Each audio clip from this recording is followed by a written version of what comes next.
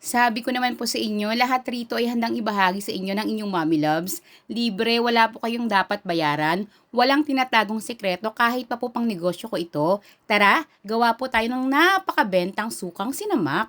Pagkatapos po nating linisan, hugasan, mahanda yung lahat po ng ating mga sangkap, simple lang po yung proseso, imimix lang po natin ito gamit po yung ating regular na blender. Ang napaka-importante lang po makuha nyo po yung tamang sukat ng sangkap para naman po tama yung magagawa nyo at the same time, pareho po tayong napakasarap yung outcome.